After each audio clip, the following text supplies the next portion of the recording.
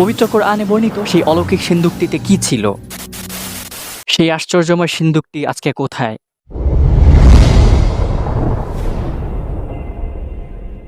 আসসালামু আলাইকুম রহমতুল্লাহ। প্রিয় দর্শক, পবিত্র কোরআনে কারিমের বর্ণনা মতে অলৌকিক একটি সিন্দুকের কথা তো আপনি নিশ্চয়ই শুনে থাকবেন।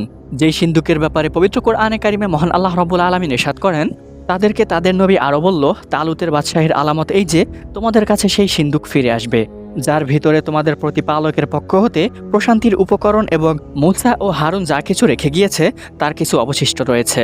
ফেরেশতাগণ সেটি বয়ে আনবে। তোমরা মুমিন হয়ে থাকলে তার মধ্যে তোমাদের জন্য অনেক বড় নিদর্শন রয়েছে। সূরাতুল বাকারা আয়াত নম্বর 48, তাফসিরে তাওজিহুল কোরআন। পবিত্র কোরআনে কারিমে তাবুত শব্দ উল্লেখ রয়েছে এবং তাবুত দ্বারা এই সিন্দুকটিকে বোঝানো হয়েছে। তো সেই সিন্দুকটি তেমন কি ছিল যার কারণে আজও ইসরায়েলবাসী সেই অলৌকিক সিন্দুকটি খুঁজে বেড়াচ্ছে? আর কোথায় বা রয়েছে সেই অলৌকিক সিন্দুকটি? তো প্রিয় দর্শক, এই অলৌকিক সিন্দুকের ব্যাপারে জানতে হলে আপনাকে সর্বপ্রথম পবিত্র কোরআনে কারিমে যে আয়াতটি বর্ণিত রয়েছে এই আয়াতের প্রেক্ষাপট সম্পর্কে ধারণা থাকতে হবে। হযরত মূসা আলাইহিস সালাতু ওয়াস সালামের জামানায় যখন বনী ইসরায়েলেরা ফেরাউনের হাত থেকে মুক্তি পেয়েছিল, তখন মূসা আলাইহিস সালাতু ওয়াস সালাম বনী ইসরায়েলদেরকে আমালিকা সম্প্রদায়ের বিরুদ্ধে যুদ্ধ করার জন্য ডাক দেন। কিন্তু অবুঝ বনী ইসরায়েলেরা এই যুদ্ধ বা জিহাদ করার জন্য সাফ অস্বীকার করে দিল। অতঃপর তার শাস্তিস্বরূপ তাদেরকে সিনাই মরুভূমিতে আটকে দেওয়া হয়। আর সেই মরুভূমিতেই হযরত মূসা আলাইহিস সালাতু ওয়াস সালাম ইন্তেকাল করেন। পরবর্তীকালে হযরত ইউশা আলাইহিস সালাতু ওয়াস সালামের নেতৃত্বে ফিলিস্তিনের একটি বড় এলাকায় তাদের বিজয় অর্জিত হয়। হযরত ইউশা আলাইহিস সালাতু ওয়াস সালাম জীবনের শেষ দিন পর্যন্ত তাদের তত্ত্বাবধান করতে থাকেন। হযরত ইউশা আলাইহিস সালাতু ওয়াস সালামই তাদের বিবাদ বিসংবাদের মীমাংসার জন্য বিচারক নিযুক্ত করে দিতেন, কিন্তু তাদের কোনো বাদশা বা শাসনকর্তা নিযুক্ত ছিল না। আর এমন অবস্থাতেই তাদের প্রায় 300 বছর অতিবাহিত হয়ে যায়। এমত অবস্থায় গোত্রপতি হযরত ইউশা আলাইহিস সালাতু ওয়াস সালামের দেওয়া ব্যবস্থা অনুযায়ী যে কাজের বিচারপতি নিযুক্ত থাকত তারাই নিয়ন্ত্রণ করত বনী ইসরায়েলদেরকে। তাই এ কালকে কাজীদের যুগ বলা হতো। আর বাইবেলের কাজীগণ শীর্ষক অধ্যায়ে যে ইতিহাসের কথা বর্ণিত রয়েছে সেই ইতিহাসটি মূলত এই কালেরই ইতিহাস।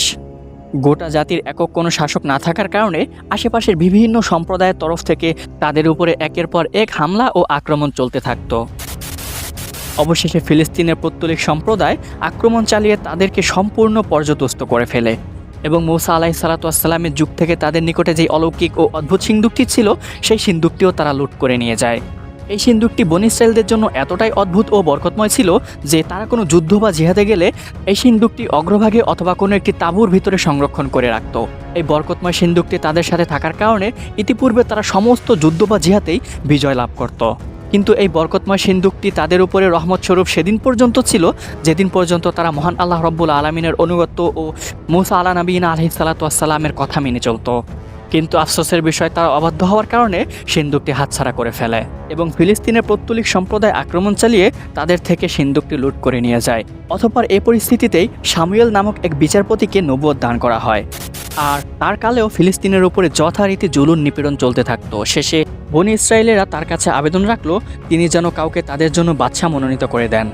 অতঃপর সে মতে তালুত নামক এক ব্যক্তিকে বাদশা মনোনীত করা হয়। কিন্তু বনী ইসরায়েলেরা তালুতকে বাদশা মানতে অস্বীকার করলো আর তার বাদশাহীর সাপেক্ষে কোনো একটি নিদর্শন দাবি করলো। তখন মহান আল্লাহ রাব্বুল আলামিন শামুয়েল আলাইহিস সালাতু ওয়াস সালামকে দিয়ে বলালেন, বাদশা তালুত যে মহান আল্লাহ রাব্বুল আলামিনের পক্ষ থেকেই মনোনীত তার নিদর্শন হলো আসদোদি সম্প্রদায়ের লোকেরা যে বরকতপূর্ণ সিন্দুকটি লুট করে নিয়ে গিয়েছিল তালুতের আমলে ফেরেশতাগণ সেটি তোমাদের কাছে বয়ে আনবে। আর এই প্রেক্ষাপটের কথাই মূলত সূরা বাকারা 248 নম্বর আয়াত, যেটি ইতিপূর্বে পাঠ করা হয়েছে, সেখানে উল্লেখ রয়েছে। অন্যদিকে আসদোদিবাসীরা সিন্দুকটি লুট করে নিয়ে তাদের একটি মন্দিরে রেখেছিল। কিন্তু এরপরে আসদোদিবাসীরা নানা রকম বিপদাপদে আক্রান্ত হতে থাকে। কখনো দেখতে পেত তাদের প্রতিমা পড়ে যাচ্ছে, আবার কখনো মহামারী দেখা দিত, কখনো আবার তারা ইঁদুরের উৎপাতে অতিষ্ঠ হয়ে যেত। পরিশেষে তাদের জ্যোতিষগণ তাদেরকে পরামর্শ দিল যে এসব বিপদ মূলত সেই সিন্দুকের কারণে হচ্ছে, তাই যত শীঘ্রই পারো সেই সিন্দুকটি সরিয়ে ফেলো। অতঃপর আসদোদিবাসীরা সেই সিন্দুকটি গরুর গাড়িতে রেখে দিয়ে সেই গরুর গাড়িটি শহরের বাইরের দিকে হাঁকিয়ে দেয়।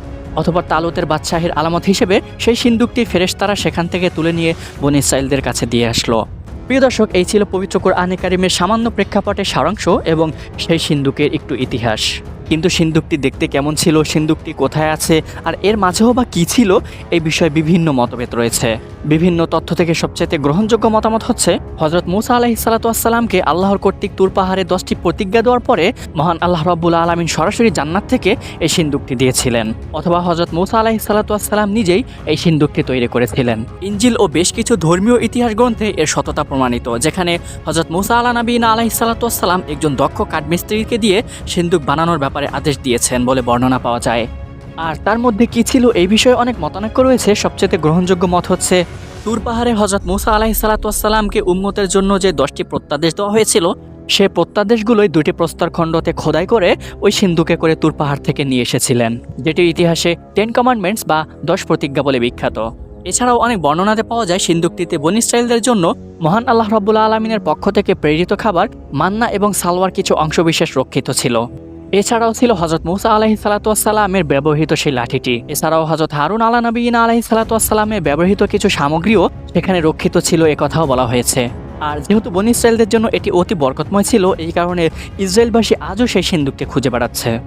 সিন্দুকটি বর্তমানে কোথায় রয়েছে এই সম্পর্কে কোনো সঠিক তথ্য পাওয়া যায় না, শুধু এতটুকুই পাওয়া যায় যে বাদশা তালুতের পরবর্তী রাজত্বকালে ওই সিন্দুকটি হযরত দাউদ আলাইহিসসালামের হাতে আসে এবং তিনি তার পুত্র হযরত সুলাইমান আলাইহিসসালামকে ওই সিন্দুকের তত্ত্বাবধানকারী হিসেবে নিযুক্ত করেন এবং সুলাইমান আলাইহিসসালাম ওই সিন্দুকটি তার উপাসনালয় নির্মাণ করার সময় তাতে সংরক্ষণ করে রাখেন। অতঃপর তার মৃত্যুর অনেক বছর পরে বেবিলনীয়রা ওই স্থানটি দখল করে তার উপাসনালয়টি ভেঙে ওই সিন্দুকটি নিয়ে যায়। তারপরে আজও কেউ ওই সিন্দুকটির সঠিক অবস্থান সম্পর্কে অবগত করতে পারেনি। কিছু ইতিহাস গ্রন্থের ভাষ্যমতে বোঝা যায় ওই সিন্দুকটি যখন তারা নিয়ে যাচ্ছিল তখন মহান আল্লাহ রাব্বুল আলামিনের কুদরতে সেটি পুনরায় বেহেশতে স্থানান্তরিত করা হয়। এছাড়াও সিন্দুকটির অবস্থান সম্পর্কে অনেক গুজব শোনা যায়। বলা হয়ে থাকে সুলতান সালাউদ্দিন আইয়ুবের সময় ইউরোপিয়ান নাইট টেম্পলার যোদ্ধারা সিন্দুকটি পুনরুদ্ধার করে সেটি আয়ারল্যান্ডে নিয়ে যায়।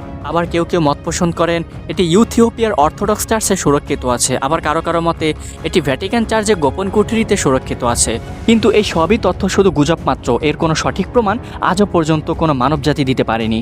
তো প্রিয় দর্শকদের, ভিউয়ার্স অ্যান্ড অডিয়েন্স, ভিডিওটি যদি ভালো লেগে থাকে তাহলে অবশ্যই সাবস্ক্রাইব করে বেল আইকনটি ক্লিক করে রাখবেন পরবর্তী ভিডিওর নোটিফিকেশন পাওয়ার জন্য। আর যদি পূর্ব থেকে সাবস্ক্রাইব করা থাকে তাহলে অসংখ্য ধন্যবাদ দেন, জাযাকুমুল্লাহ। নেক্সট টাইম আপনাদের সাথে আবারও দেখা হবে। ধন্যবাদ। আসসালামু আলাইকুম রহমতুল্লাহ।